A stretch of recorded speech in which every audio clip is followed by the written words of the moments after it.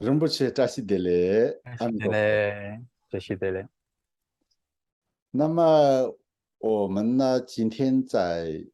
荣松佛教频道的这个节目里面呢，我们邀请第38名亲自仁波切，我们呢一起聊这个当今的这个台湾的藏传佛教的一些实际的我们想了解的点点滴滴。嗯哼。因为仁波切呢本身就是一个藏传佛教的专师诸国的身份，除此之外，还有仁波切是一个学者、大学教授，再加上仁波切是台湾人，一个华人。那我们经常呢，这个虽然呢，在当今世界，就是这个藏传佛教走进这个华人社会是一个应该是过去任何历史都不太一样的一个特别的一个发展的，也很多人都是信奉藏传佛教。可嗯是同时呢，当然也有很多这个各个方面呢，我们不太了解的，甚至呢就是误会的，甚至误解的，甚至呢就是有很多扭曲的，还有一些人呢就是对这个藏传佛教的各种各样有很多好奇的都有的。是。那本身我们要真正的、正确的要认识一个宗教或者藏传佛教的话呢，那第一个当然是我们从经典和论点来，然后就正式的这样的一个教育来这个了解它的真正的这个教义。除此之外，另外一个呢，从生活当中真正从这个另一个不同的这个生活里面的长大的，有这个生活和这个背景的人来，然后他所看到的真实的情况来，然后我们这个当中就是有什么要厘清的，有什么要这个知道的，我觉嗯哼。得这也是这个了解的一个方式，而且刚好这两种了解的方式，然后也非常重要。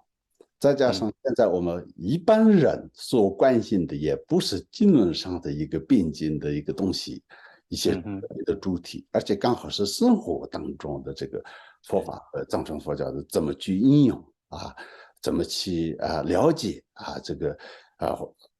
它的真正的答案是什么，就是这些是比较重点的。嗯哼。所以我希望今天呢，我们就是也当然是非常轻松的这个聊天的方式来，就是嗯和仁波齐一起这个聊一些这个台湾现今的这个藏传佛教方面嗯的一些问题。嗯。嗯，那首先呢，就是我也非常感谢今天这个仁波齐特别来参加我们的这个荣松佛教频道的这个节目。嗯。嗯。再加上我今天的这个第一个问题就是也就是说还没有问之前呢，我相信所有观众和我都一样，我们想了解一下这个我们今天的贵宾的一个背景，这也是就是透过认识这个谈话的人，再加上我们就是思考所谈的这个内容的时候，就进一步我们之间有一个共识和共同的这个一个谈话的基础和这种一个不一样的，所以呢，您的这个能不能呃给我们介绍一下，简单的一个介绍一下您的自己的这个各方面的一个背景和一个自我介绍呢？再加上呢，什么样的机缘下，这个进入藏传佛教和这个并且认证为这个转世诸国的这个仁波切的身份。谢谢。好的。好，谢谢主持人，还有首先跟主持人跟全世界所有荣松佛教频道的观众问好。那我的俗名叫做黄英杰，那我是在台湾出生的。我的家庭里面就传统的汉传佛教是属于净土宗。小时候也常常跟着外婆去参加很多净土宗的这个法会等等的，但那时候呢，就是只是去参加，而没有对于佛法有真正的深入的了解。那么一直到了我念大学的时候，我念的是天主教的大学，我是念社会学的。那么念了大学之后，课业就比较繁重了。这时候呢，就有亲戚建议我可以念文殊菩萨的心咒，开智慧，这样对学业会有帮助。那很奇怪的就是，我第一次听到文殊菩萨的咒语的时候，和他的名号，我内心里面其实是很激动的。就是怎么有这么好的一个事情，就是如果我们念诵它的话，就会增智慧啊。所以我就把文殊菩萨好像当作是一个人一样，如果我们能见见他，那有多好啊！所以那时候我每天坐车去学校要1个多小时的公车，路上我就很认真的念这个文殊菩萨的咒语。到了学校之后呢，我就去图书馆里面把大藏经里面有关于文殊菩萨的这些的经典都把它查了一遍。这文殊菩萨到底是谁呢？就内心之中有一种难以说明的渴望，我很想要见到他，而且好像见到他之后，生命中所有的疑惑好像都会解决的那种感觉。所以我也不晓得念过多少念珠的，随便也有几百几千万遍的文殊菩萨咒吧。这是一开始跟这个藏传佛教学习的一个因缘。但是在我们那个时代，就是1980年代初期，其实是没有什么真正的藏传佛教，因为藏传佛教59年以后，这些大师们到了印度，那么很长的时间要先建立自己的这个生存的条件，所以大概是1984年左右开始从欧美这些地方有一些的藏传的师父，他们来到了台湾。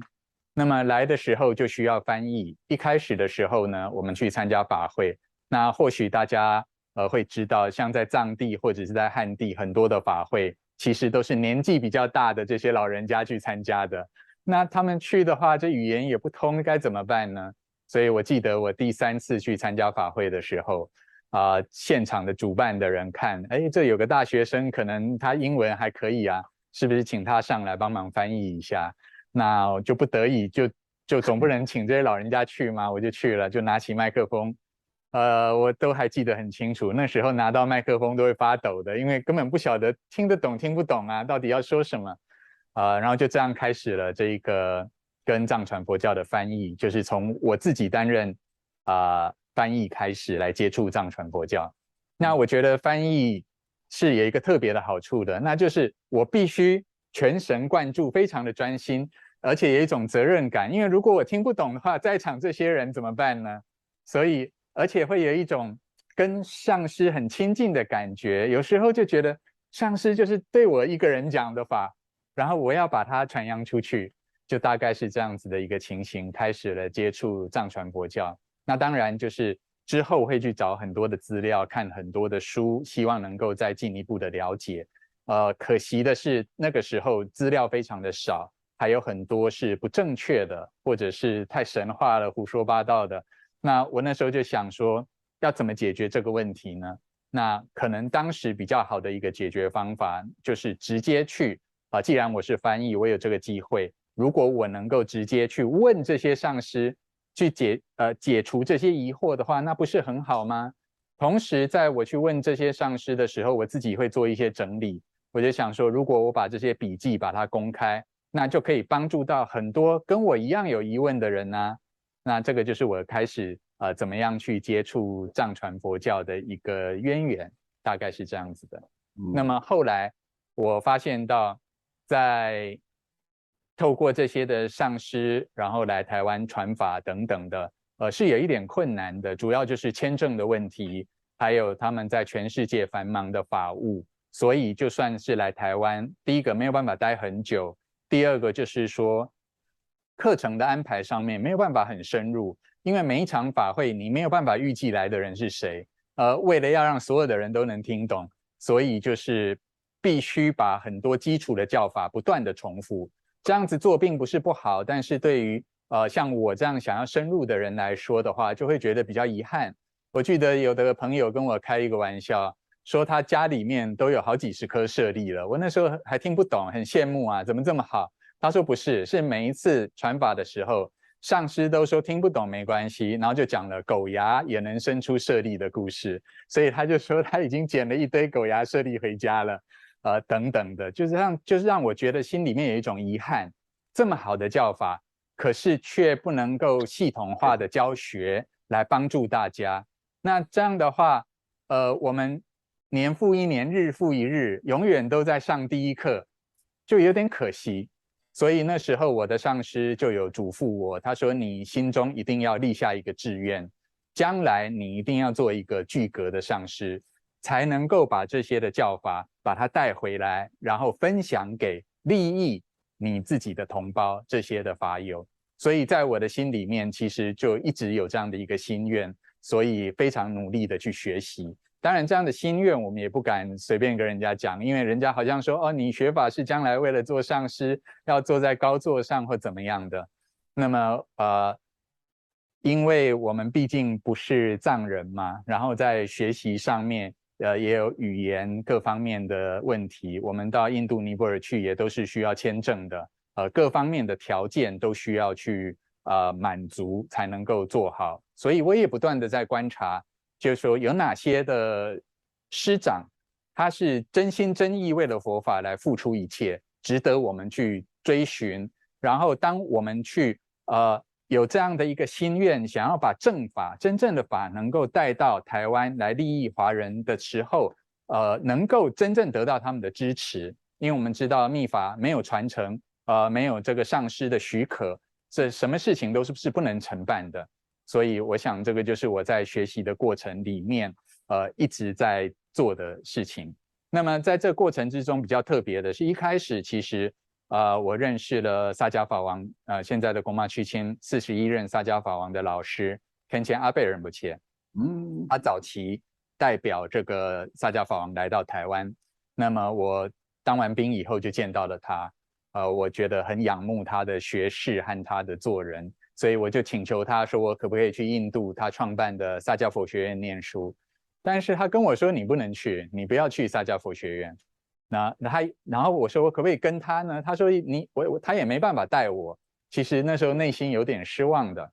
但是过了几年之后呢，肯恰贝尔摩切在尼泊尔加德满都创立了这个国际佛学院 IBA International Buddhist Academic。这时候他跟我说你一定要来念书。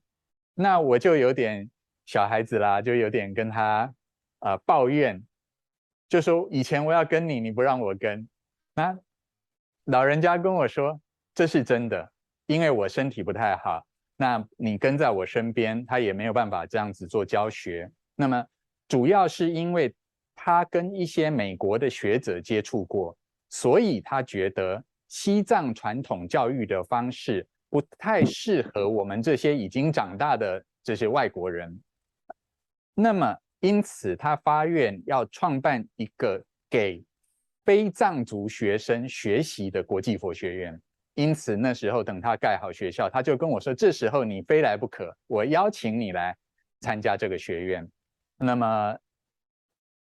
师长对于后辈的这种关爱啊，那我当时就是也是好像非去不可的这种感觉。但是肯恰贝尔摩切并没有告诉我说，好像你上完这个佛学院啊，就会通达多少经论，然后能够做什么伟大的事情。他只跟我说，你来这边好好的学习这些的熊，就是印度的印藏的这些大论点。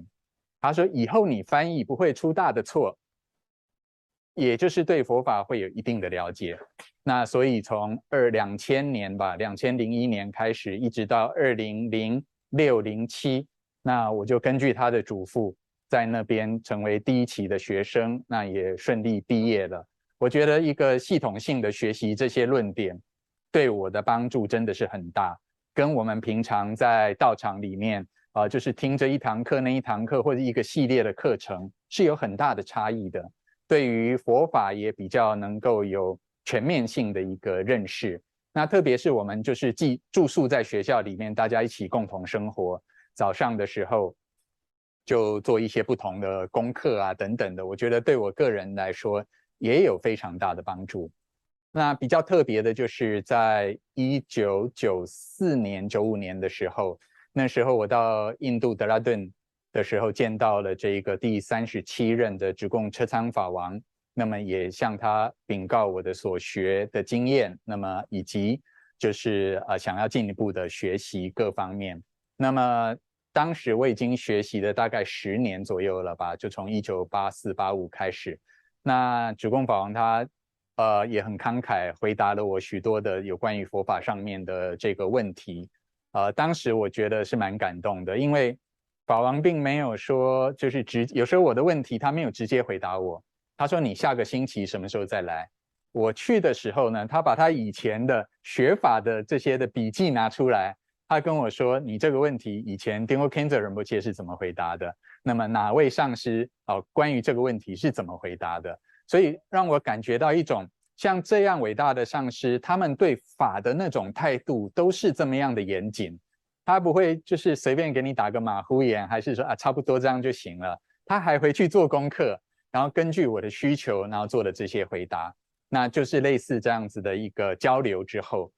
主要是因为直贡法王他会中文，然后贡玛曲钦仁波切他英文非常的好，所以一开始的时候，那时候我的藏语不够好，就很容易就能够亲近到他们。那直贡法王就讲说，在西藏的佛学院传统上面，9年、10年毕业的话，那他们就会有一个 Loben 或者阿舍离啊。那他觉得说，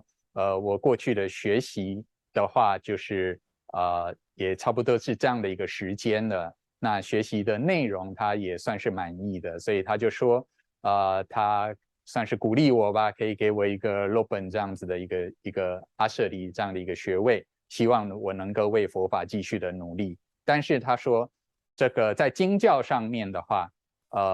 就是我们自己的学习，这是没问题的。但是如果要做一个 Dojo Loben 的话，金刚上师的话，那这个一定要闭关，要实修。所以呢，他没有给我期限，他只说等有一天你可以的时候，我会再授权给你的。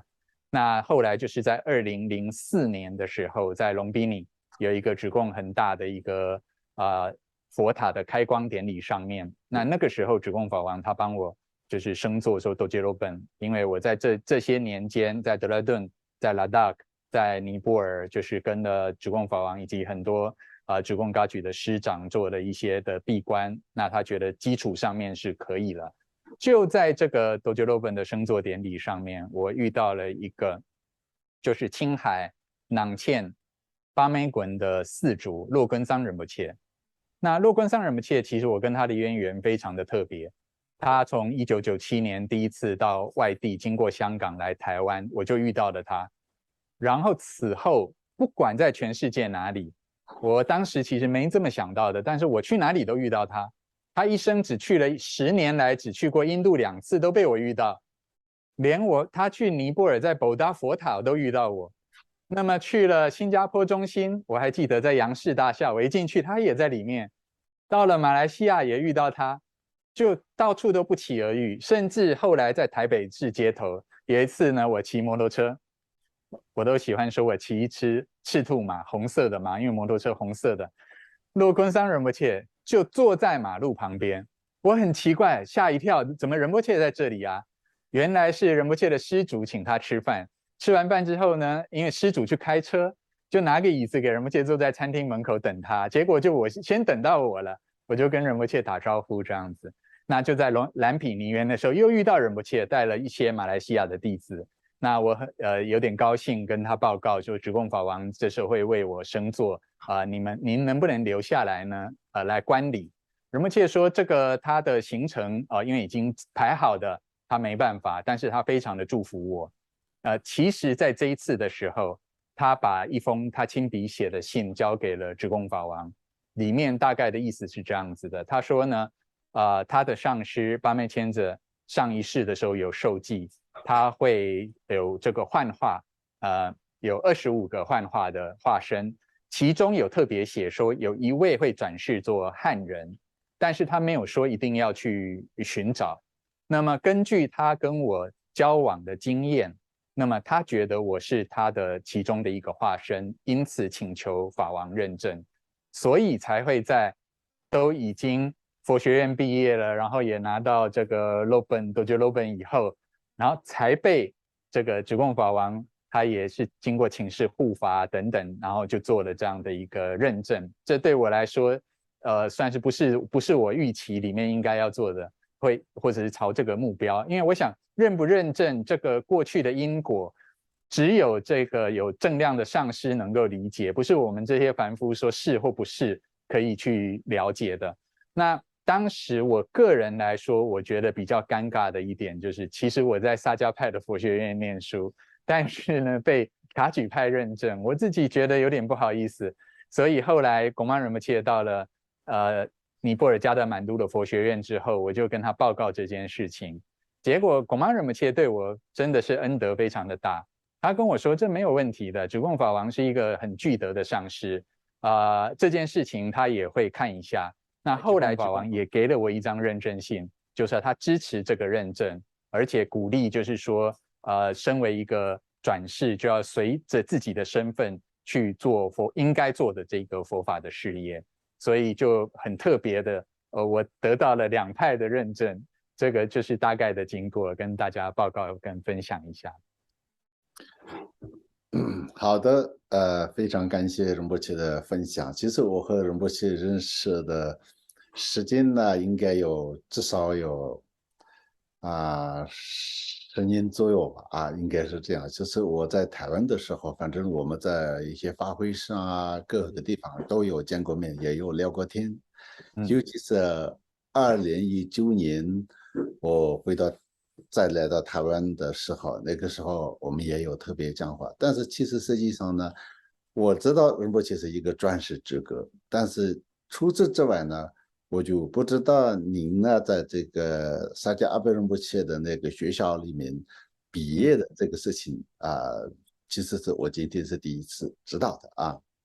所以呢，这种整个的过程，教学认证的过程都就是这样的就是有机会了解，也非常非常感谢仁波切的这个种种的开始。但是确实是没有错，这个因缘是很多时候是不可思议的因缘是不可思议的。尤其是您刚刚说的那个阿倍仁波切，那他呢就是确实是非常了不起的这样的一个藏传佛教界，尤其是萨迦派的，就是这个一个大觉知、大堪布这个一个像文殊菩萨的化身这样的一个他们都。因为他也是过去也是亲自出去入住在这个西藏的这个中山佛学院毕业的这些大堪布之一嘛那后来的这个种种因缘，其实这个当中我没有要什么补充的了，但是唯一一个是什么呢？其实您刚刚仁波切说您说的一样的，其实呢教派和教派之间的这种，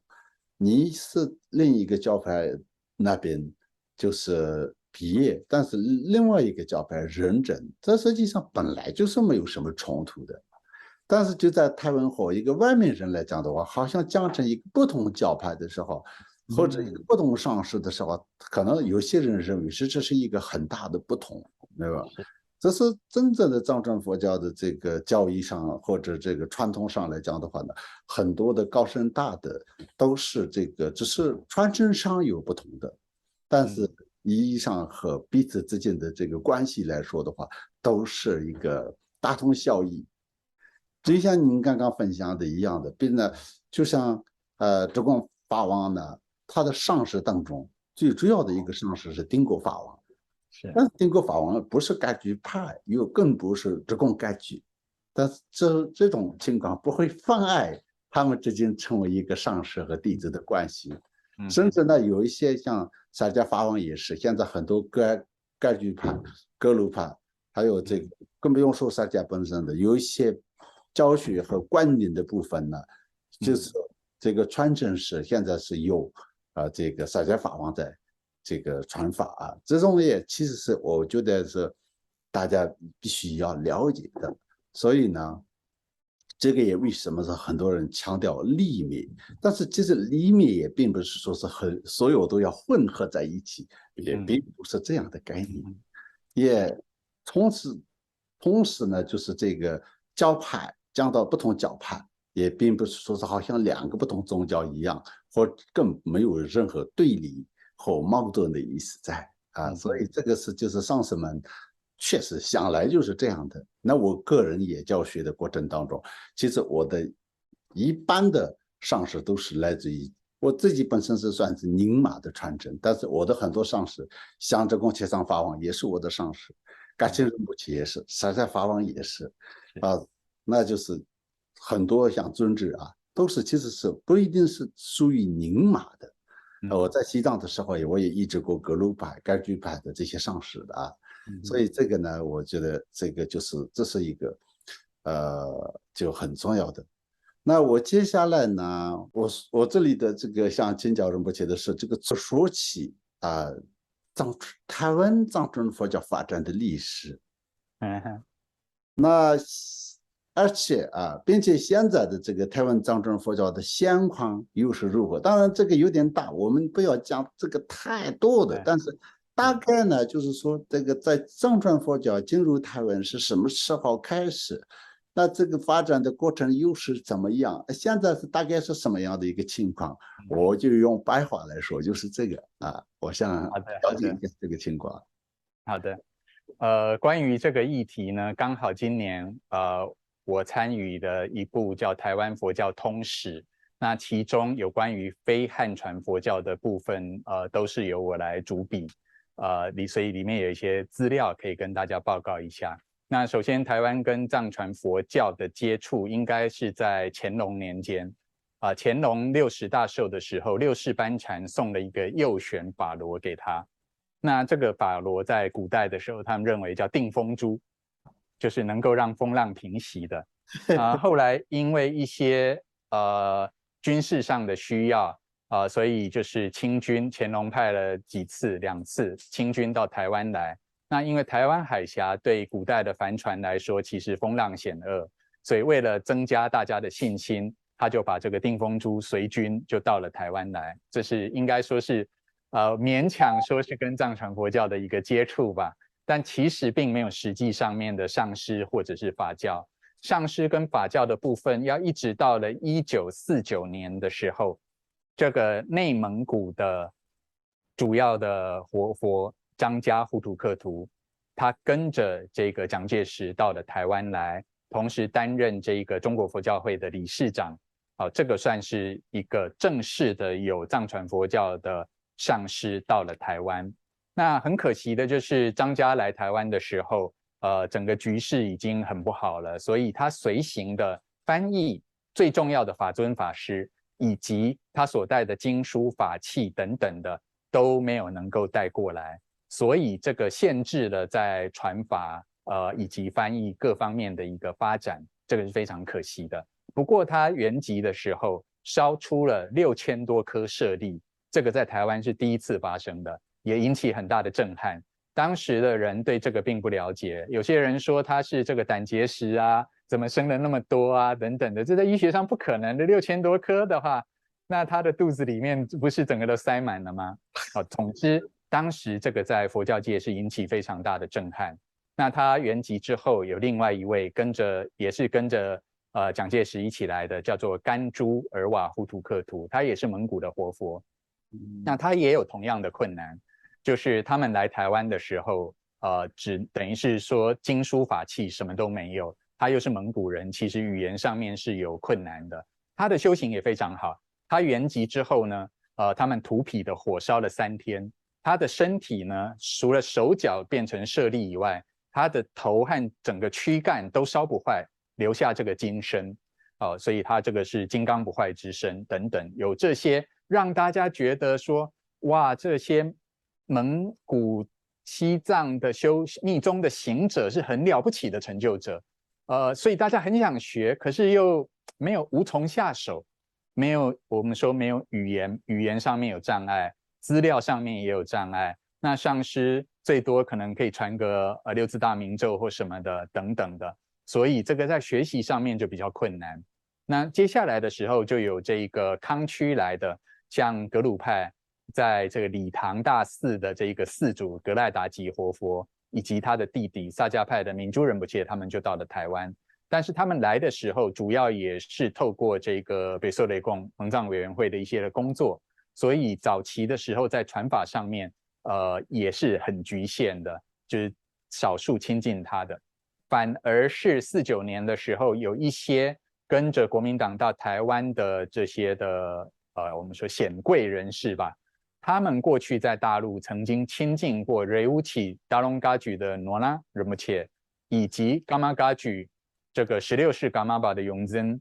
不贡嘎仁波切，他们的弟子以及在传弟子，虽然是在家人的身份，但是他们把他们的所学在台湾也传授了一些的弟子。那么这个是当时的一个主要学习的状况。到了1980年代的时候，刚好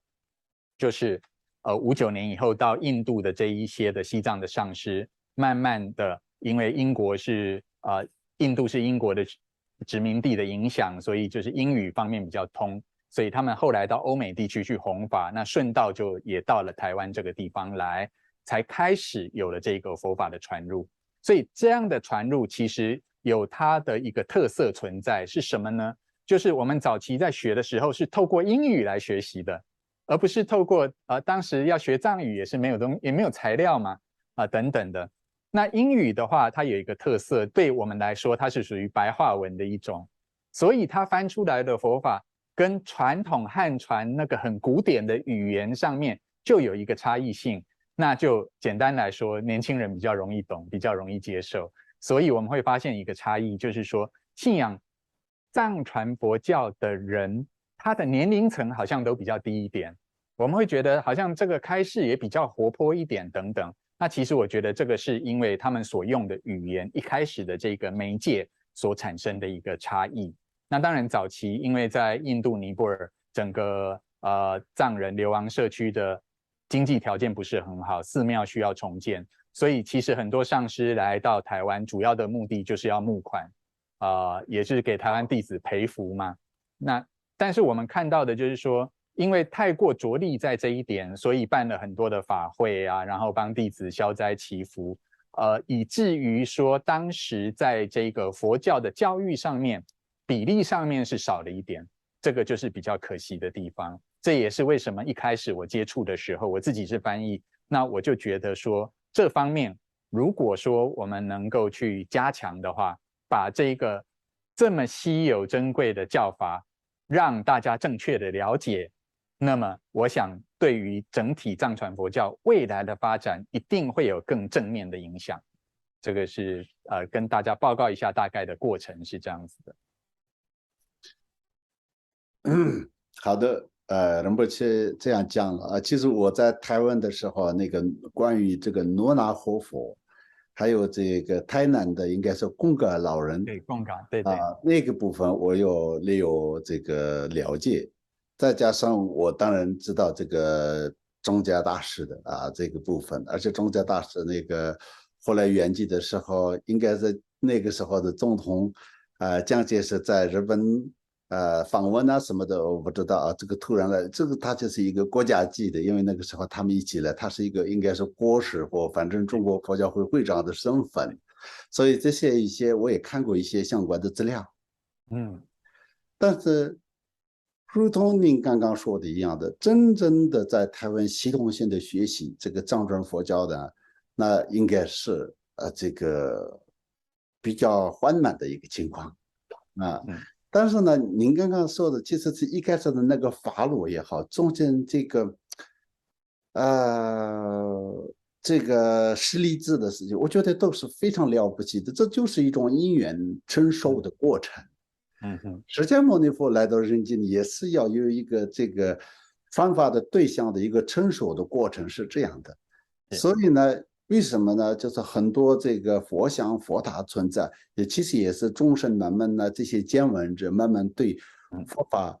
和这个三宝有一点点这个熟悉然后就有印象，然后慢慢就这个成为了，就像您也是就是刚刚一开始呢，只是在一个大学生接触这个文殊菩萨的一个咒语，那现在就已经成为了这个藏传佛教的一个上师。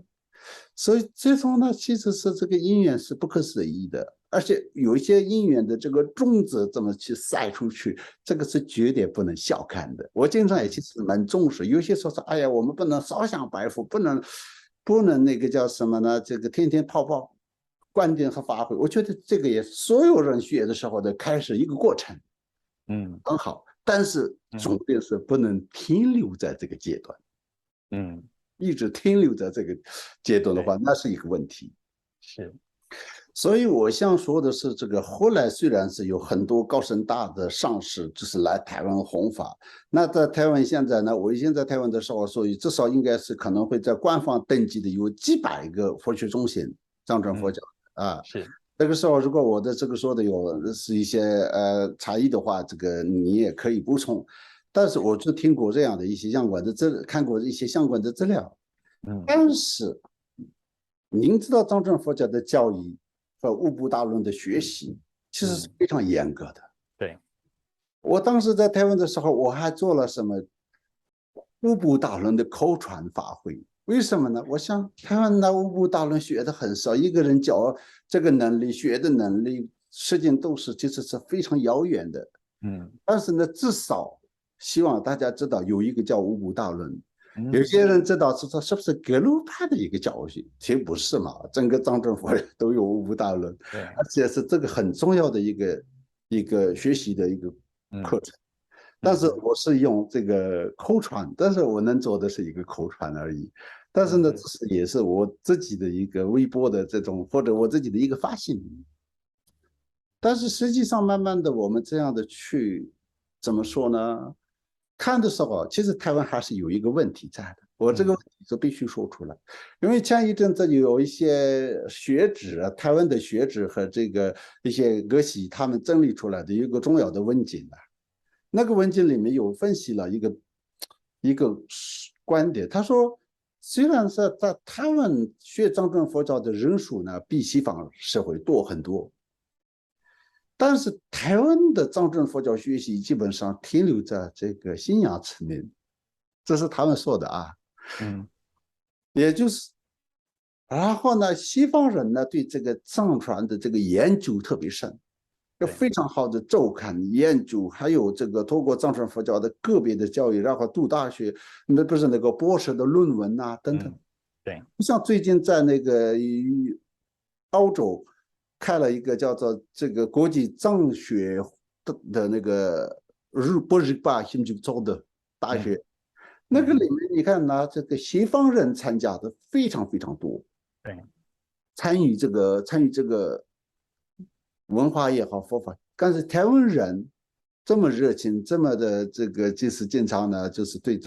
支持藏传佛教，但是呢，真正的这个国际性的这个藏传佛教和这个西藏文化的这个论坛当中呢，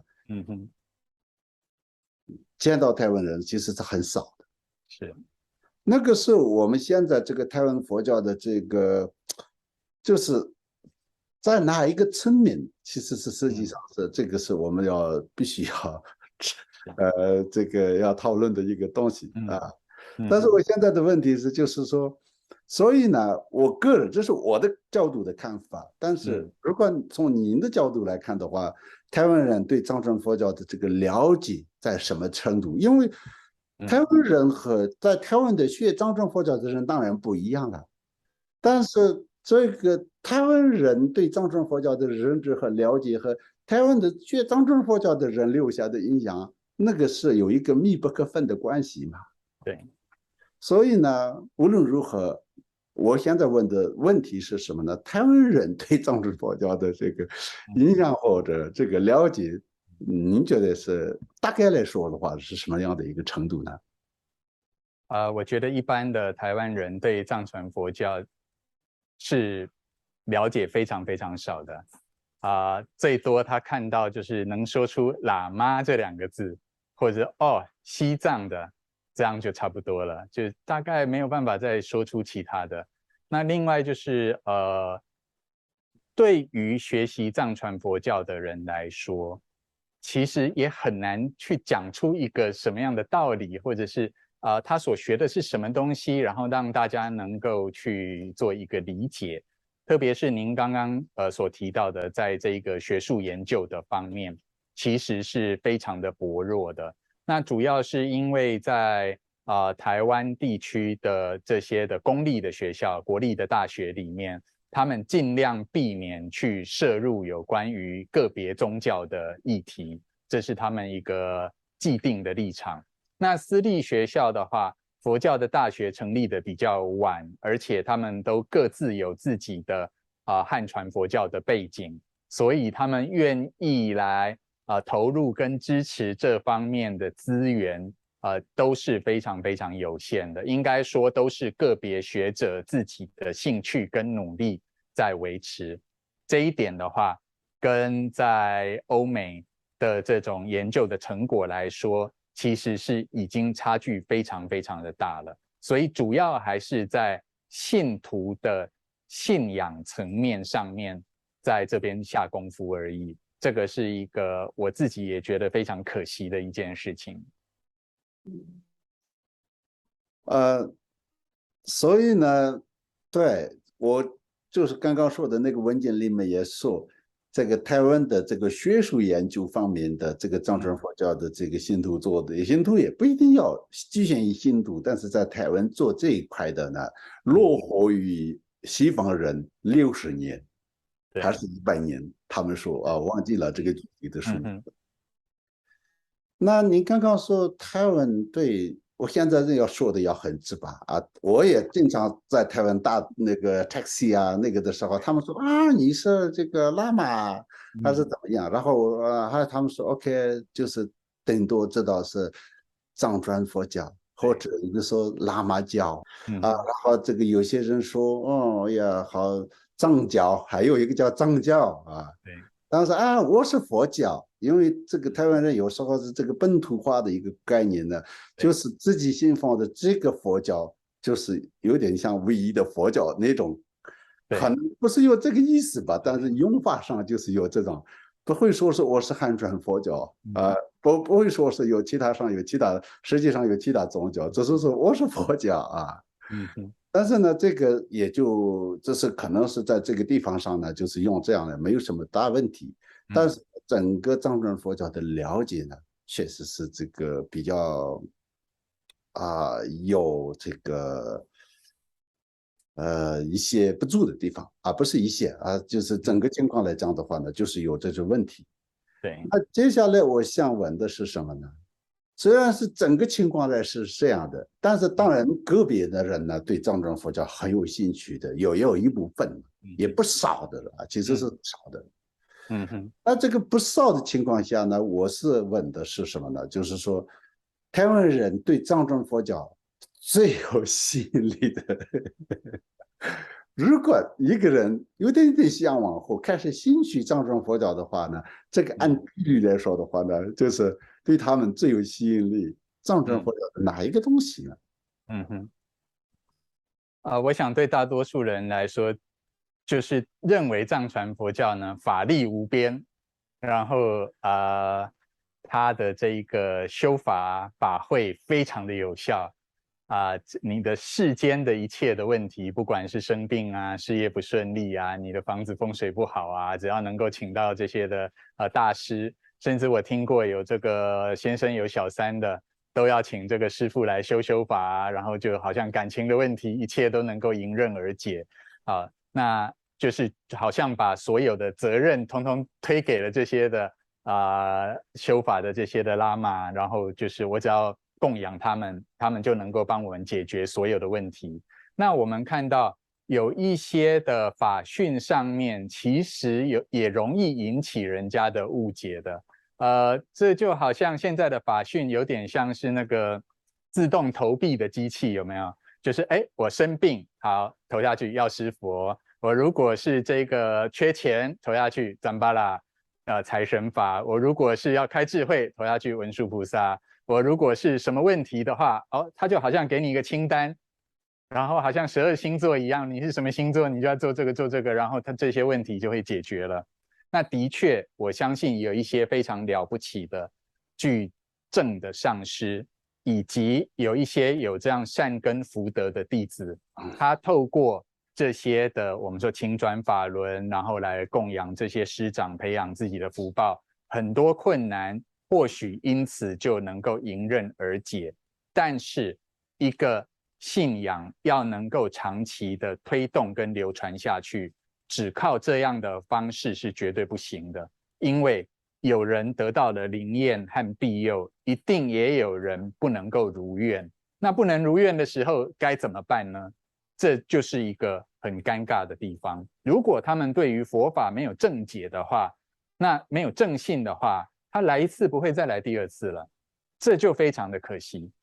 这也是我们一直想要来推动所谓的我们说佛法的教育的一个非常重要的地方。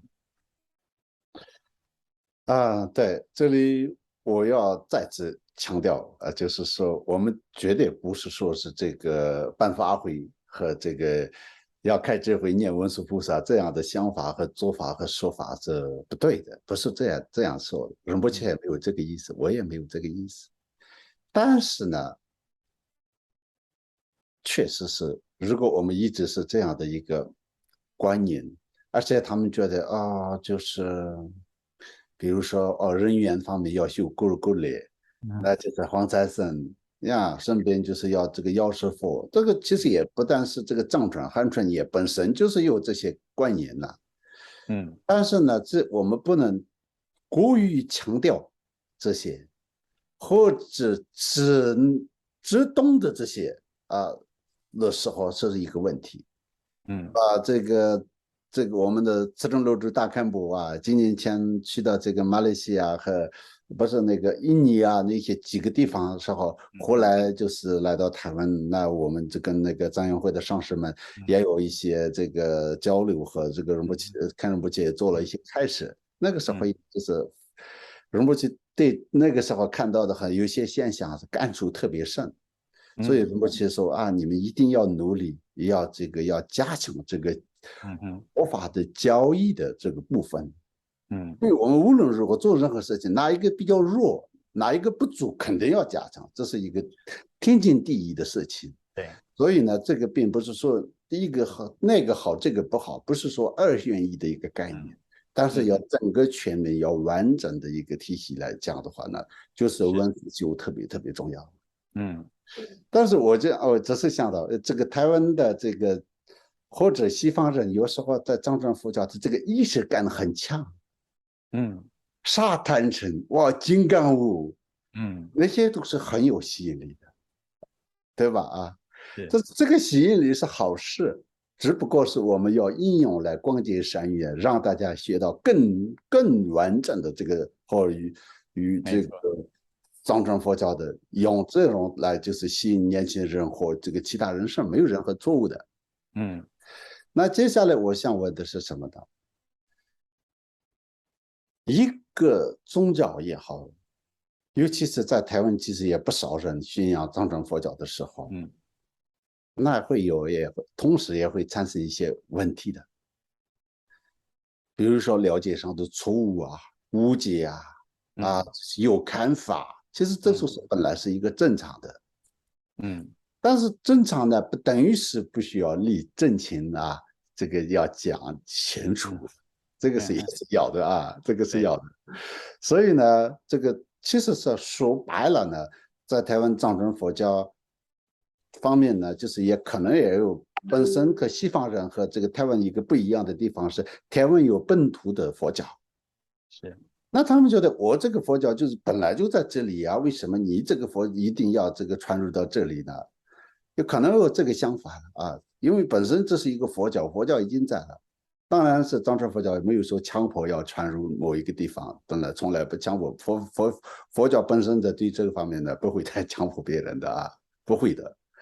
但是呢，无论是什么方面的有意或无意，我相信台湾也有一些呢对藏传佛教有误解的。那你觉得呢？这个方面有什么错误的理解呢？这个有可能是来自于就刚刚说的一样的。这些喇嘛和这个法训和这个佛学院佛学会自己造成的都有的所以您觉得？我很赞成刚刚主持人所说的，就是说，当我们提出讨论这个问题的时候，并不是完全否定这个东西的价值，而是我们佛教里面就说解行并重，有一些人是信行者，有一些人是解行者，有一些人从信而入，入了之后，我们就要怎么样能够透过这些的大教典的学习来提升他们对佛法的理解，而那些只是把佛法当作一种知识哲学的人，我们又要怎么样让他们能够升起这种信仰的心？所以怎么样才能够去解行并重是最重要的。然后在这样的一个过程里面，我们就会看到有一些的偏差产生，所以我们在这边的讨论主要就是希望怎么样能够去找到原因，然后去处理掉这样的偏差，尽量的能够让所有的人顺利的在这个成佛之道上面无碍的能够去成长跟进步。所以这个所谓的误解，应该可以说来自外部跟内部是有不同的原因的。从外部来说的话，那就是有一些的我们不管说是政治的考量啊，或者是其他的现实的考量，是有一些人利用民主社会的言论自由，然后他只是不喜欢你，他就是有特别的目的要把这个藏传佛教抹黑。好，那这样的人其实不在我们的讨论范围，因为我们说装睡的人叫不醒嘛，他没有要跟你讨论。以前也有一些上师跟我说，藏传佛教在台湾面对很多的这种诽谤污蔑，那你是一个大学教授，你有足够的知识，你应该要写信，就是要来公开的跟他们辩驳啊反击。但是我是很委婉的讲了一个困难点，就是但是这些人不是因为不懂，他想懂，然后他要请教，这些人是根本他就已经有了一定的，就是我们说成见，他就是不喜欢，所以他就是要这样讲。那这个部分我觉得我们就不需要去讨论，我们只要能够了解到说，不是每个人有这样的善根因缘，能够去学习到正法，而看到这些，反而令我们升起一种不管我们讲说所谓的因果业力要非常的小心，也包括我们现在暇满人生里面最重要的就是对正法有意乐，所以要升起自欢喜，然后把握机会来学习。但是从内部来说的话，是有一些怎么说呢？每个宗教都有一些人表现的不够好，虽然我们现在都在走向成佛之道，可是每个人的能力、根基以及能够做的都是有限的。因此，这个还是要回归到教法的本身去理解。教法本身没有什么错误，但是有一些人做的不够好，而这不够好，简单的来说，世间的事我觉得很简单，要么就是钱，不然就是权力，再来就是我们说这个有关于这个，不要说女色了，现在是男女平等的时代，就是两性关系没有处理好等等的这些，我想就是基本的问题。那么每一个社会或者是每一个国家有他自己的一些的风俗或者是法令，我想在这些的传法者到每个地方去的时候，就如同佛陀在戒律里面所说的，就是也是要遵守当地的规范，这一点我想是非常重要的。对，没有错。其实我今天为什么邀请您来谈这个台湾的这个藏传佛教的情况？为什么没有请其他住在那边几十年的这些堪布格西？当然，他们也不是不了解。包括我个人在台湾住过几年的，也有一定程度的了解，但是毕竟是完全是不一样的。因为这是一个人，有一个人生嘛。这个从头到尾从那边出生长大，这种毕竟的一个社会的一部分的人和一个外来的人看这个社会是完全是看到的是不一样的。所以呢，就是您刚刚就是讲的这些都是非常重点的。那尤其是呢，我们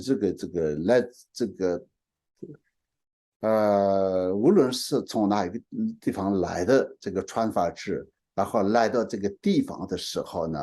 那我们就是可能会有一些自己的国家、自己的地方的时候，有一些微不足道的一些一般的一些很正常的一些言行举止和一些做法和做事情的方式，明白吗？但是你来到另一个国家，可能会引起一些大的误会，或者这个甚至法律上也好，各方面就可能会有一些完全不一样的一个效果的。所以这个方面就是这个，对，确实是这个都需要特别的一个注意。那另一个呢，您刚刚说的是这个，就是这个有心，就是有现在有特别的一些自己的这个政治啊各方面的一个利益关系啊什么的，来诽谤和抹黑这个藏传佛教，那个事情就是我们眼前所看到的。这如果是你住在台湾的话，就是我们天天能够看得到的一个事情，也不是一个猜测啊什么来，就是这样。但是对这个方面呢，我一般来说非常认同您刚刚说的，如果对这个已经产生那个邪见或者这个有偏见的人呢，直接跟他这个有这个反驳或者这种一个辩论，是能够对他至少能够起到的作用和能够产生的影响是非常有限的，因为他不是不了解，主要是不想了解，不愿意了解。就算了解，他不愿意说出，不愿意接受的。但是呢，我觉得我们也要另一个方面来讲的话呢，他们主要是这样做的原因是什么呢？不太了解情况的、比较单纯善良的人，他们想用他们的这个做法来影响到他们。这个部分呢，你身为是一个，就是一个学者和台湾人，也是藏传佛教的这个上师这个的一个角度来讲的话呢，绝对比我们有更多一定的责任，要这个用正面来，就是这个影响这个中间的这个中间地带的这个人，至少不让他们产生因为他们的做法而产生误会。没错。这个是确实是只是我自己的一个看法，但是我觉得是这个部分是我们都必须要努力或者可以做的事情。是 OK。那接下来呢，我想问啊，这个因为今天我们谈到的是这个虽然是台湾藏传佛教，但是呢，我现在问的是有点看表面上是一个佛教本身的一个问题，但是这个我问这个问题的我的用意是什么呢？因为台湾学密法、学藏传佛教，就是基本上都是等同于学密法的。虽然台湾经常说密教，也是一个误会的地方，因为台湾藏传佛教是先密双运的这样的一个修持嘛。藏传佛教的甘珠尔、丹珠尔，你看甘珠尔有这个103卷呐。这里面的只有23卷是密续的。其他70多套全部都是先总的部分。所以呢，这个就是2/3以上，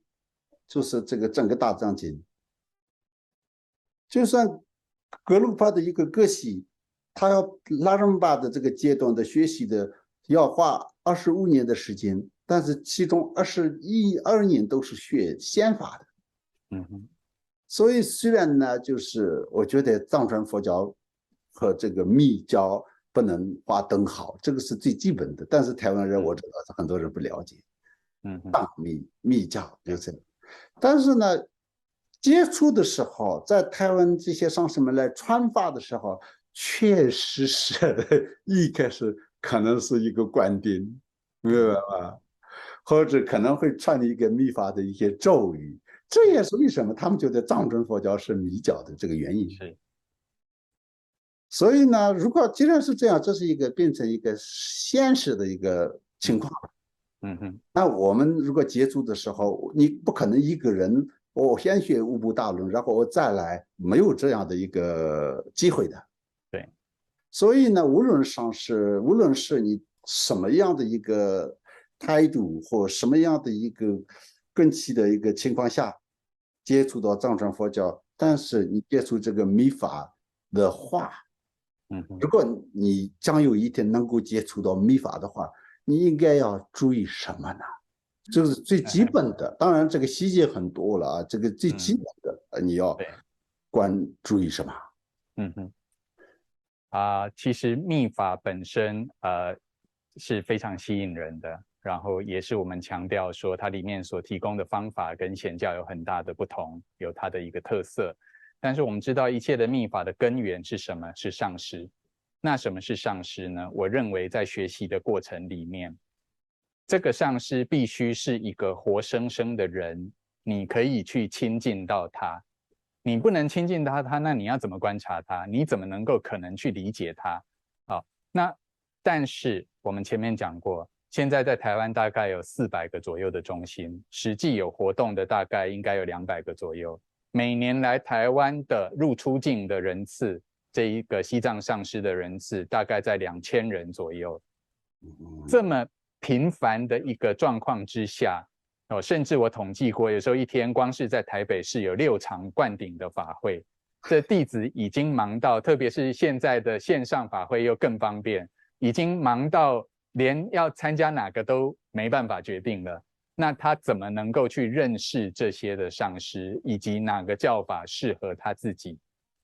那因此我自己也遭遇到很多问题，就很多人跑过来跟我说，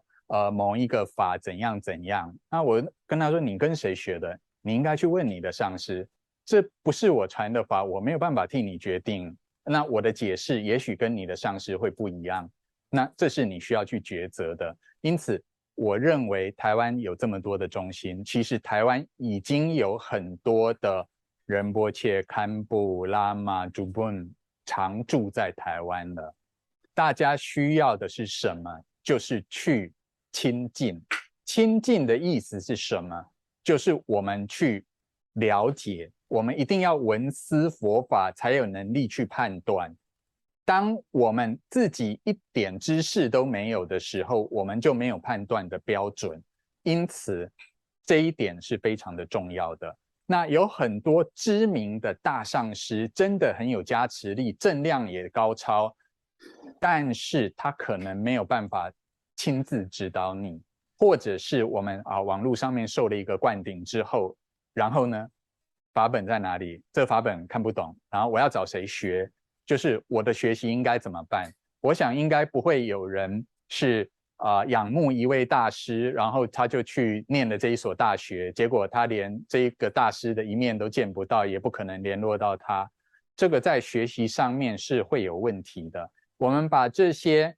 非常成就的大师当作是我们的一个内心之中好像是敬仰的，然后我们学习的一个目标。但是实际上是要有人来带领的。我常常讲，就是说你想念博士班研究所，但是你现在的程度连幼稚园都不够，所以要看清楚脚步，然后我们现在需要做的是什么。因此，去了解自己的需要，才不会被外在的这些的状况所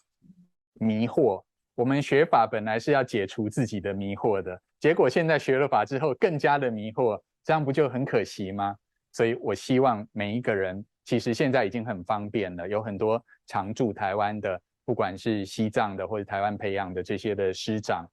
你可以去观察，然后跟他沟通。那么谁的教学的方式，他的做人的风格，道场的一个道风是适合你的学习条件。就好像我们现在小朋友要入学，家长会先去打听吗？这间学校到底怎样？他们的师长是怎样？那学费我付得起吗？离我学校、离我家如果很远，我根本不可能去的话，那你就不会考虑嘛。但是学法的时候，好像我们有时候忘记了这些很简单的筛选条件，所以就是在这边希望大家能够就自己的现实条件来看，然后去学习的话，我常常讲，你不用担心，因为小学毕业之后就可以上中学，就可以上大学，你不用担心说，我现在的老师好像不够有名，好像有很多世俗的考量，这些都是不必要的。现在能帮你的那一个人，就好像婴儿不能够吃这个固体的食物，所以你现在有人愿意喂你吃流质的东西，这个人就是对你最有帮助的。当有一天了悟你的自心本性的时候，你就会那个人就是你的根本上师，所以你根本不用担心我的根本上师在哪里。好，所以对藏传佛教密法来讲的话呢，一切成就的根本、价值的根本都是上师。当然，这个直接就是你没有问世的一个背景，你没有机会足够的一个全面了解这个意思的时候，又会产生误会的。可能会从误会角度来讲到，这也是在台湾对藏传佛教或有一些外界对藏传佛教产生误会的一个地方。甚至有些人说，为什么有三皈依？那藏传佛教为什么喇嘛皈依上师有四皈依呢？是，我经常说，不是，除了三宝之外，没有说一个上师。只是具的三宝的功德的这样的一个代表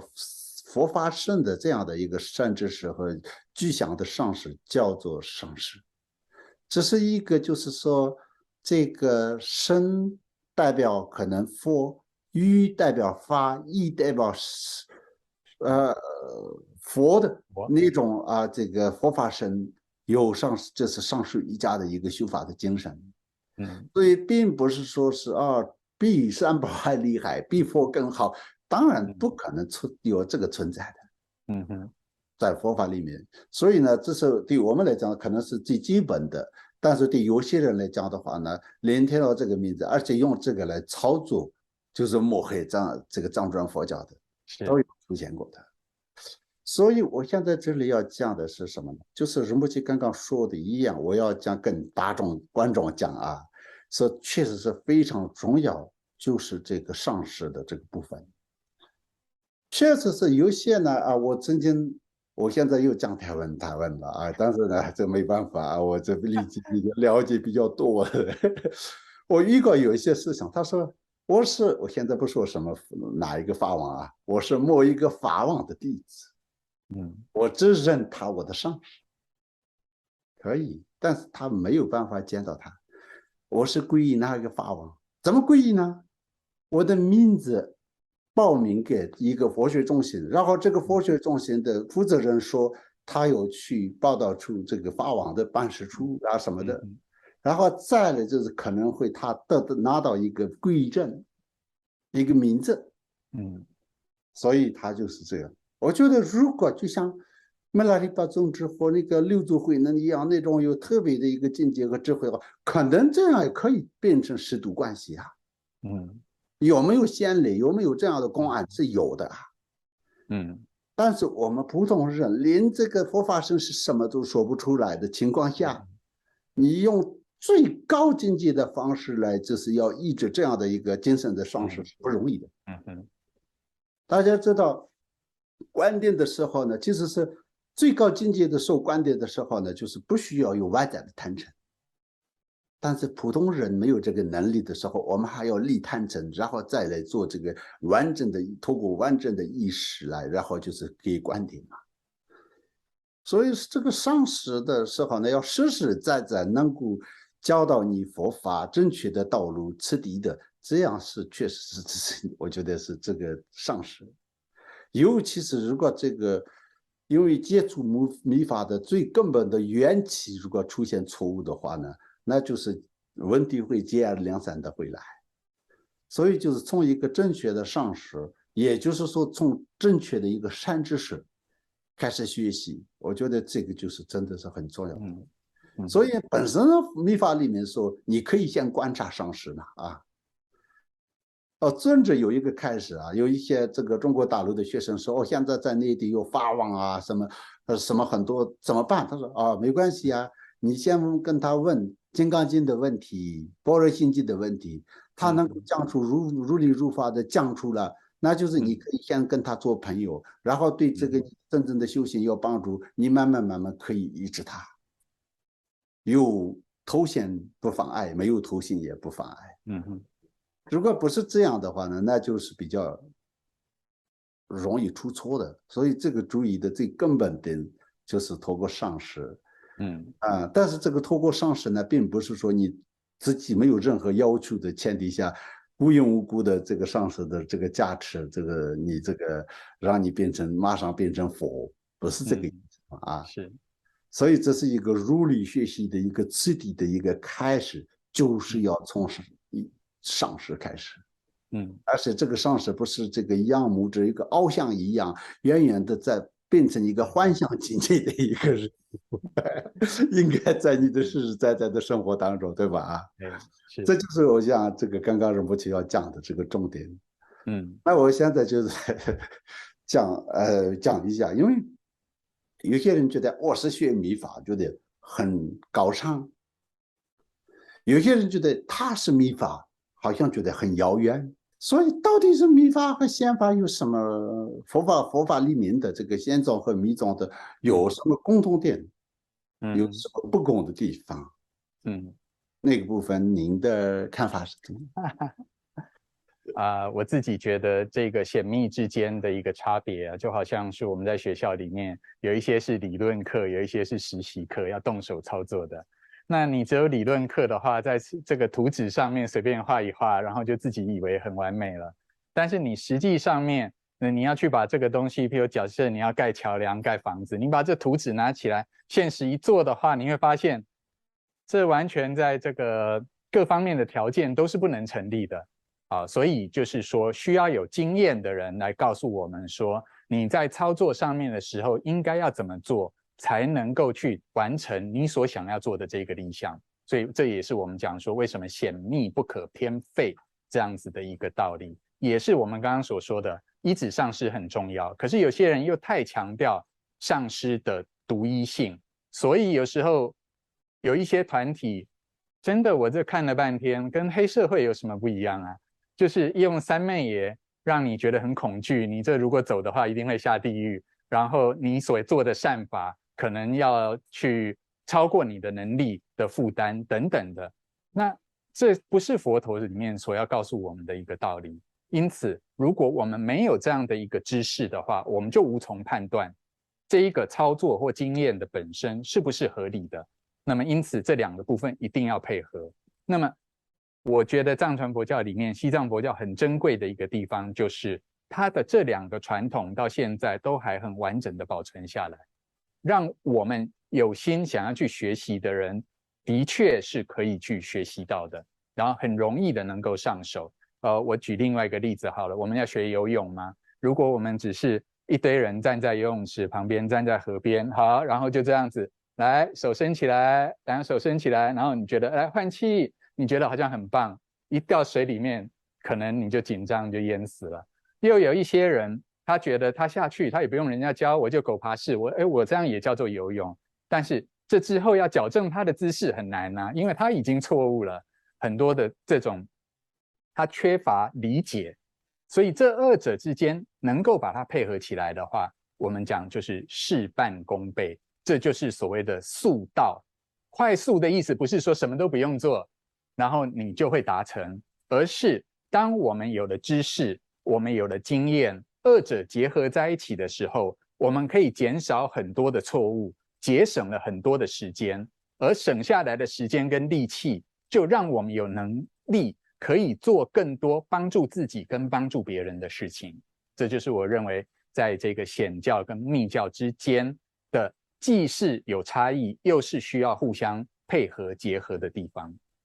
对，我就是刚刚仁波切讲的一样，就是显法和密法的共同点呢。比如我们用另一个角度说，就是出离心、菩提心、无闻思修，没错，必须要按照此地，这都是共同点。但是也有不同之处，当然也有不同之处。就像刚刚说的，仁波切说用大学的这个教授的方式一样。比如说，我最近也在专门讲这个维摩诘经，维摩诘经里面本身容忍班智达啊，那经上一些啊，他们一些都用维摩诘经来，然后就是和显密，怎么说？维摩诘经是一个显密的一个桥梁嘛。所以这个维摩诘经里面很多的观点已经是金刚乘的观点，是，它是就是那个亲近这个佛的坛城，本来亲近各方面很多都其实是这个已经是走进这个金刚乘的观念，但是呢，它没有提供更多的方法嗯哼，来实现这个目标的。当然有方法，但是这个在密法相对是特别多。嗯哼，比如说密法里面说 ，OK， 上师观为佛，或者自己身体就观为身口意，就是观为三金刚。但是觉得为什么我说这个一个凡夫是怎么，这是不是一个很勉强，或者是不是这是一个幻想？其实不是，它有一个强大的一个背景的一个逻辑啊。对，啊，这个就是非常殊胜的，用这种方式啊，直接就是有办法结束这个虚假的这个我们的这个迷乱的这个世界啊。所以我觉得这个密法的不公之处，就是主要在这个方便、善巧方便和方法上面。是，所以就是刚刚您举的这个例子是特别好。那接下来呢，我觉得也是一样。这个如果你就是必须藏传佛教的这个有意愿学习的话，或者现在正在学习的话，你现在正在停留在这个信仰层面的话，当然我觉得信仰就是信仰嘛，反正宗教是一个信仰，好像看起来也没什么问题的。但是实际上呢，就是学术研究啊，这是现在的说法。但是用佛法的话来讲的话呢，文史嘛，其实是文史嘛。学术研究和文史就是有息息相关的，就是文史的一种方式啊。所以呢，这方面呢可以做得更好一点吗？你觉得我们可以实实在在的哪些方面，根据台湾的情况来讲的话呢，或者华人的这个东南亚那些华人的情况来讲的话呢，怎么可以做得更好呢？我现在自己的做法上面的话，就是尽量从汉传佛教、南传佛教以及藏传佛教，我们讲说要同中求异比较容易，要异中求同这个太难了难度是高一点的。就是我们本来的都是不一样的东西，你要去找出它能够去协调的观点，这不一定是大家能接受的。但是如果有一些东西是我们本来就大家都有的，那我们如何去看待它？我们如何的去诠释它？这个或许就是变成只是不同视野的东西，可以开展我们的这种多元的观念。那我举具体的例子好了，像楞严咒，这个在显教里面每天早晚都要念的。但是汉译的楞严咒本身，它没有，它就是全部从头到尾全部都是音译而已。所以我们做了一个办法，就是这个就是我们说的杜嘎大白伞盖的一个修法。大白伞盖的这一个经典里面，它其实是有对话的，就是佛说怎样怎样，然后再来一段咒语，就好像心经这样子。那么我们就把原来应该咒语的地方保留它的咒语的拼音，中间有经文意义的地方把它翻译出来，然后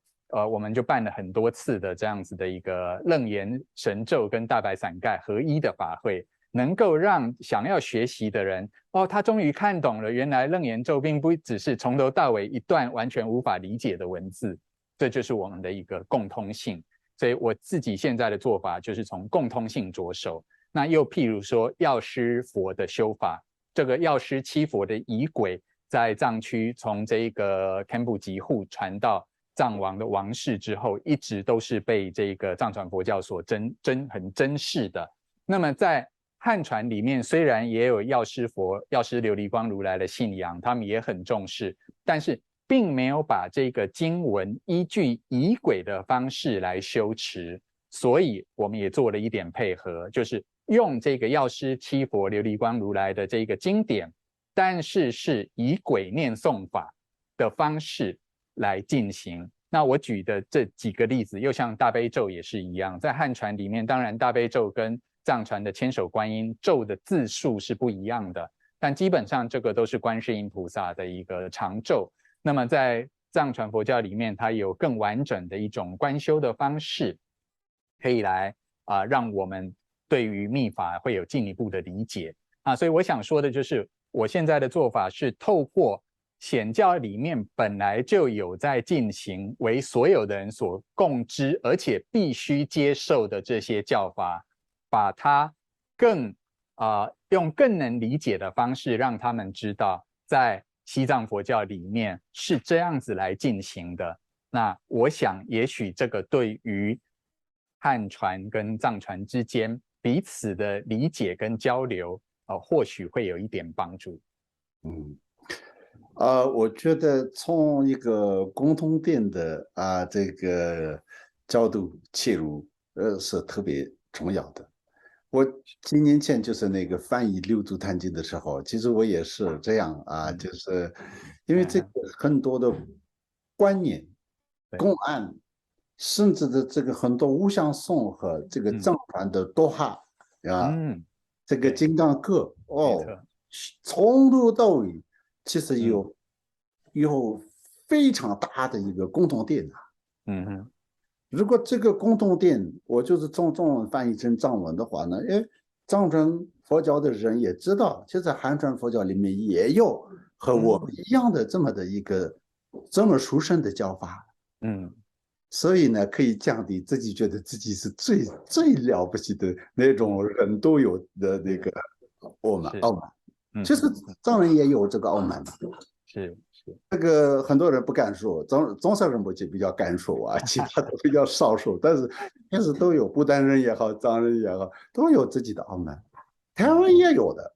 是，就是我们只是一个，就像好像是现在几乎是一个民间信仰的一个庙一样的，在新加坡那边有一些观音庙，实际上就是千手观音。对，千手观音的这个千手千眼，每一个发起这个背后的真正的意义来讲的话呢，就是金刚禅密法，所以呢，很多其实是有非常多的共同点的。这个当然是我觉得是这个先密佛法的结合和汉藏佛法的交流来讲的话呢，我觉得目前您刚刚说的，又是大家容易能够，尤其是这个在台湾这个地方的人来讲到有接受，又是大开眼界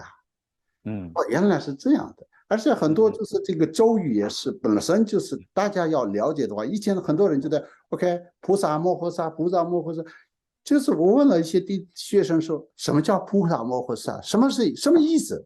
他们讲不出意思。那藏文的话就是有讲究三把七摩 OK 对，摩诃就是马它是梵文翻译出来大概是这样的话，他们就是马上就是豁然大悟了。尤其是尤其是在像这个忙碌的现在的社会当中，都是文化快餐的时代，其实这没有太多的时间像当地一样学习和出家人一样的一个生活来学习的。对，那怎么办呢？就是你要念多少个，或者你的仪轨有怎么样，就是一个一个先揭示出来。那我们以前也是有时候在这个台湾呢，这个主持一些小型的这种法会的时候，虽然做法会，但是我是利用这个法会的时间，最少20分钟、30分钟讲这个意思嘛。我的中文并不好，但是我就尽量讲这个意思。所以就是说，我现在这里呢，就是也呼吁大家，就是说，上师讲的时候，大家要认真听。或者你请法的上师助法，然后今天你就是联手这个加持没有问题，同时你们也要安排有他的就是珍贵的这个一个教法的一个开始讲一下，也当做一堂课了，实修的一个课。所以呢，就是这个就是确实是我们需要加强的地方。那这个也追根究底归到文思修，文思修互不离的一个就是一个同步的一个学习。那我现在的问题我的问题有点多，但是今天这个很好的一个机会，所以我想问一下，那您呢就是一个藏传佛教的一个主顾，专师，阿斯利，再加上是大学的教授，你所看这个藏传佛教的这个特色，从学制的角度看藏传佛教的这个特色和自己这个生命当中，藏传佛教作为你的信仰，你觉得藏传佛教的特色在哪里？就是这个。我觉得藏传佛教它经过了这个跟逻辑学英明长期的这种融合，所以它的这种论议的开展，基本上都有合理的架构和它的解释的方式。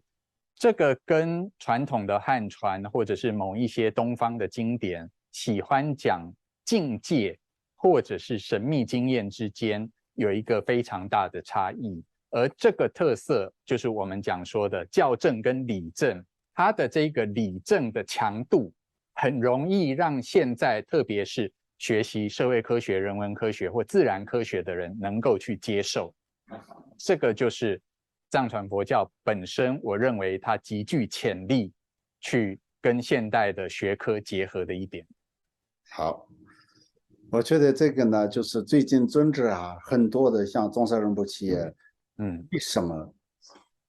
这个在科学界，然后就是这个高等教育的这个一些大学的里面，那就是这个有很多各种各样的个藏传佛教和现代的这个哲学、科学之间的很多高峰的这个一些对谈、对话和进行的时候，其实我也看到，我自己也遇到过一些西方人，就是他们也特别说，我非常喜欢，就是藏传佛教的，原因是什么呢？他自己真正想了解他们在做什么，这个方面就是有一个交代，他们觉得能够交代出这个原因所以呢，他觉得这个是很，他们的意思就是说这个就是非常客观，这个我觉得您说的和这个他们的这些，我曾经听到过的是都是一致的当然，这也是我们的一个看法，我们并没有说是一定是唯一是藏传佛教是这样这个每个人都有个自己的一个见解和看法这个是没问题的。那最后呢，讲学者或怎么样，还是我们两个都是一个宗教的一个人物离不开佛教这一生呢。那我自己也其实实际上就是这个没什么能力，但是呢，就是也对佛法是当然这个情怀和这个执着是这一生是放不下的。我希望看到一个人真正的这个接触这个佛法，学习佛法，如理的在学习佛法的话，我也心生就是一个觉得非常好，有这种。而且我们本身是这个传承的这样的一个智慧的一个传承的一个里面的一个人自己的信仰的话呢，我们也当然有义务让更多人知道这个佛法。这其实也是合理的。但是呢，现在是一个问题，您刚刚说的一样的，现在一个人呢，就是很难专注或者很难全心全意的相信一个宗教或者这个要去修行这种东西，都是真的对他们来讲的话呢，几乎呢失去兴趣。那这种情况下呢，没有就是年轻也需要佛法，但是佛法也需要年轻。因为没有第二代，其实是没有下一个佛法的。就是总是仁波切曾经也分享过我自己也其实看到有些像东南亚，像这样日本、韩国本来就是没有太多佛教，台湾，那现在中国大陆有一些呢，本身是我们是佛法是作为传统的文化的背景，但是他们的人就越来越变成少子化和这个人口减少的情况下，自然佛法也会跟着这个人口也会减少没错，没有减少，现在真正的这些年轻人也不愿意学习那这样的话呢，就是佛法或者可能其他宗教也是，但是佛法的未来其实是令人担忧的一个事情。那我们是自己都有道场，自己都就是有多少有一些信徒嘛。我们现在要讲很白了，那我们如果要让更多人能够听到佛法，是我们应该是想发生的一个事情那如果要吸引更多的年轻人，藏传佛教这个是要扮演什么样的角色怎么做比较好就是这样。他要问的是，我想这是所有的佛教都在共同面临的。就是这些已开发的国家或者是高度开发的国家都有少子化跟高龄化的问题，主要就是因为追求生活品质嘛，所以就不愿意在其他方面去做付出。那这既然是一个已经的事实，那我们如何去面对它？跟其他的佛教传统比起来，我觉得其实藏传佛教更有优势，因为一开始我就讲，这个藏传佛教已经有累积了全球化的经验。我们可以讲说，在阿育王之后，把佛教真正带到意义上的全世界的是藏传佛教。这以前我们统计过，大概全球有88个国家，北到冰岛，南到南非，全部都有这个藏传佛教。这当然，藏传佛教本身有它一定特色，会去吸引人。但是如果要谈到可以吸引年轻人的话，以前其实我想过一个，如果道场的空间和状况允许的话，我觉得应该要设一个怎么说呢？育婴室，就是妈妈可以带小孩来，小孩子你就让他在旁边有个房间里面玩。那你这些妈妈可以轮流，有一个妈妈去照顾，里面也有这个麦克风，她也会听到教法，小孩子也会看到，但是小孩子就快乐的玩就好了。然后在这个其他的地方，其他的人可以好好的学习因为你没有小孩子来，妈妈她也走不开，爸爸他也不放心，等等的，所以这个是一个困难。那我看到这个一行禅师他们在法国的一个做法，就是他们非常欢迎小朋友，全家的人都来没关系，而且他的上课就是比较少规矩，就小朋友就躺着然后爸爸也在那个蓝骨头沙发上面，那就是好像小朋友也都不专心在那边做，但是他有他的目的，因为佛法不仅仅是知识的灌输，也许小孩子小他听不懂，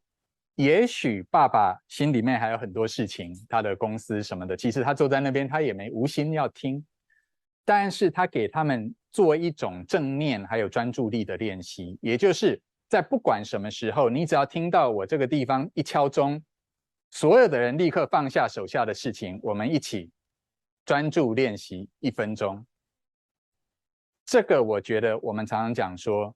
见修行果，在行上面的训练，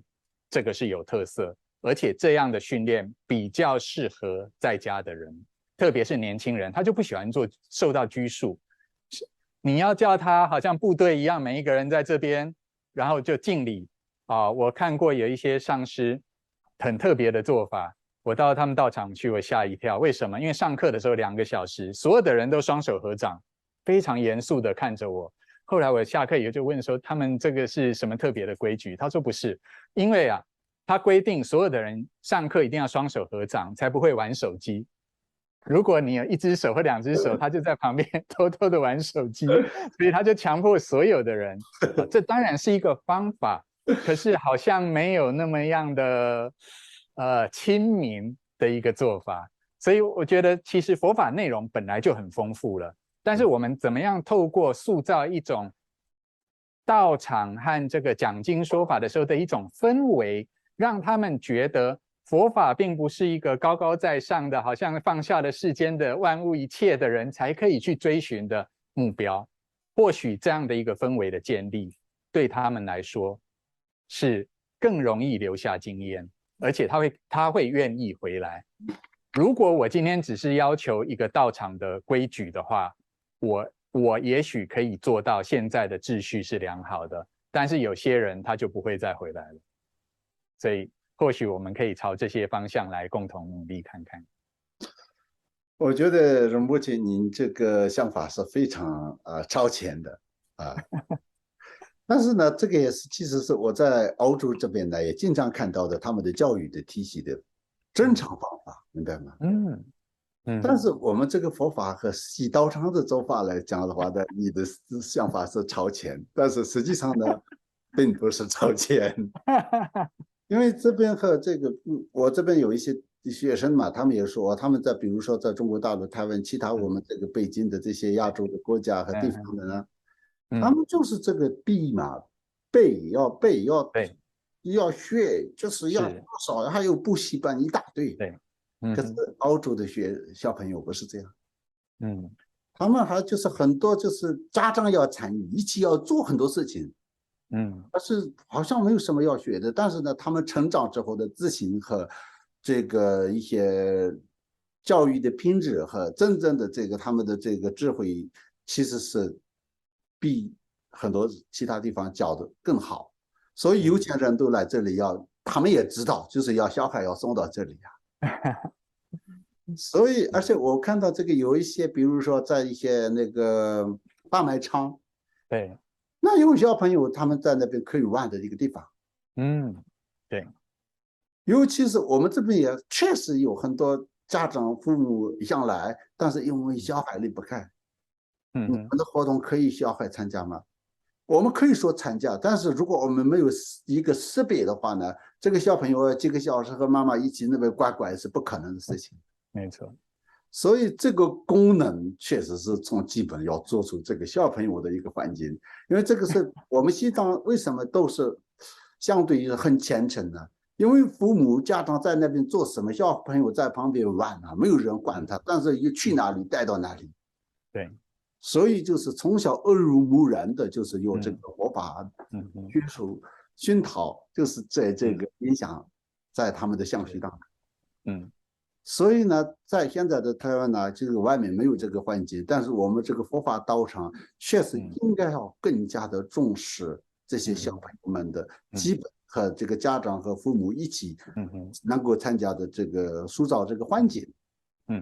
是这个是我就非常认同，而且觉得我们要今天目前那个讲的也其实是特别特别重要。我补充一点，以前我在印度的时候就听说萨迦班智达以前做过一个6道轮回的游戏，但是我一直找不到他的这个马配，他的这个样本。我一直在想，这个佛教很多深奥的这些的理论啊，其实我们把它具象化，就做成好像大富翁一样。大富翁您知道吗？就是这个桌游的游戏。然后呢，你的善业很大的时候呢，然后就得到了，就往上面走。如果你的恶业很大的时候呢，那就会陷入困境。所以像这样子，在这个游戏之中的话，其实不需要特别的讲，这小朋友一下子就学会了。这到底6道是怎样的一个状况啊？甚至现在有一些 APP， 我们也可以把它电子化，让他们就是把佛教的这些的想法，不要用那么专业的术语的方式，但是是形象化、具体化，那他们很快就能够去上手，就会学习就变得有趣，有趣就会得到快乐，快乐就会增加他们愿意再进一步学习的一个方式。所以我希望有更多的佛教团体除了在那边印经书之外啊，能够多想想怎么开发吸引人的这些的游戏。对，我也想这个补充一个事情，因为我在新加坡那边遇到过有一些说，我以前我是去道场，佛教的道场，但是因为他们是去仙教嘛，这个部分是比那个上树和尚还更严重的是什么呢？可能要几个小时要站着，所以那个年轻人就是根本不想第二次再参加。但是当然不是说全部人啊，但是呢很多人，所以他们去跑到那个教会里面，然后去唱歌跳舞、交朋友、交换礼物，他觉得非常有趣。所以呢，肯定是这些部分都是我们不是说这个要不能继续延续传统方式啊，当然要传统要用传统的价值，它传统的教学有它的一个优势和它的一个就是特点。但是同时我们一定要顾好那个年轻人的这个想法和实际的这个改变和这个实际上的这个不一样的那个东西。谢谢啊，仁波切，今天就是我们就是在这里谈了差不多将近2个小时了啊。哇，但是这是没问题的啊，这个就是因为这个谈话的内容，那我这里呢就是其实也是这个通过这种聊天式的这个方式来，然后就是讲，然后就是对有些也是一种学习方式啊，因为现在是自媒体那么发达，很多都在网际网络，每个人都在手机上，所以呢，就是我们通过这样来，就是也让有一些想了解佛法的，那就是提供一个咨询啊，就是这样的。谢谢谢谢。那最后我有个请求呢，就是您在继这个六祖坛经翻成藏文之后，还有很多很好的禅宗的语录公案，就好像您说的这些 Doha Namta 一样，能够再把它继续的翻成藏文，特别是将来如果能够把汉传佛教特色的天台宗、华严宗的一些重要的根本论点翻成这个藏文的话，我想真正能够促进这个汉藏佛教之间彼此的这种深入了解。那您是不二人选了，所以就在此的请求您一定要肩负起这样的重任。这个我就今天这边，其实我是2年前这个宗摄仁波切直接就是下达命令说你要翻译这个《道德经》，要翻译成藏文。所以我就去年、今年都在有留学翻译，这个难度因为这个版本的差异和这个太大了，所以其实比六祖坛经难度更高。有时候必须是用自己的这个想象去揣测。然后当然我也参考了很多的比较好的一个资料，但是我现在基本是最后的一个阶段这是也是，但是我将来我自己是最有兴趣的是永嘉大师真道歌，我希望有能力和有时间翻译。那其他的部分是我可以发言但是不知道能不能实现，这个就是谢谢您的这个赞美。好，谢谢谢谢。大叔突击切，突击切，突击切。